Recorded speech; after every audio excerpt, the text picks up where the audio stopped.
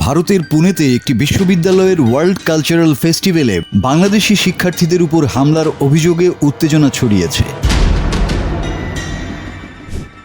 Maharashtra institute of technology world peace university আয়োজিত one world many cultures one celebration উৎসবে ঘটে এই বিতর্কিত ঘটনা।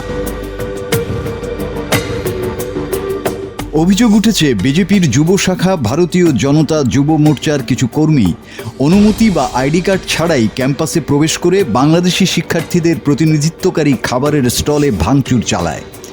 এক আন্তর্জাতিক শিক্ষার্থী ভারতীয় সংবাদ মাধ্যমকে জানিয়েছেন, হামলার সময় নিরাপত্তারক্ষীরা কোনো কার্যকর পদক্ষেপ নেননি। ঘটনার পরদিন ক্যাম্পাসের বাইরে বাংলাদেশের পতাকা এঁকে তার উপর পা দিয়ে অবমাননাকর আচরণের অভিযোগও উঠেছে। বিশ্ববিদ্যালয় কর্তৃপক্ষ স্বীকার করেছে কিছু অননুমোদিত ব্যক্তি ক্যাম্পাসে ঢুকেছিল এবং তারা পুলিশের কাছে আনুষ্ঠানিক অভিযোগ দায়েরের প্রক্রিয়ায় রয়েছে। তবে 3 দিন পার হলেও এখনও কোনো এফআইআর দায়ের হয়নি।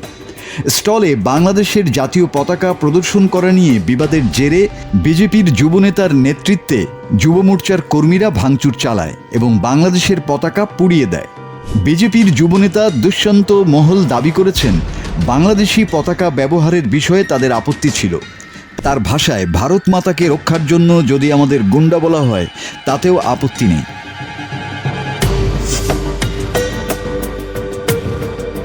ভিডিও ফুটেজ প্রকাশ্যে এলেও কেন পুলিশ স্বপ্রণোদিত হয়ে মামলা নিচ্ছে না, এই প্রশ্ন তুলেছেন আইনজীবী ও বিরোধী রাজনৈতিক নেতারা। পুনে পুলিশ বলছে, ঘটনার তদন্ত চলছে, বিস্তারিত তথ্যের ভিত্তিতে পরবর্তী ব্যবস্থা নেওয়া হবে।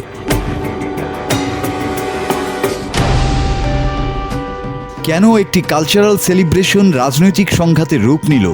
এই ঘটনা ভারতে আন্তর্জাতিক শিক্ষার্থীদের নিরাপত্তা ঘিরে এই প্রশ্নকে নতুন করে সামনে নিয়ে এসেছে।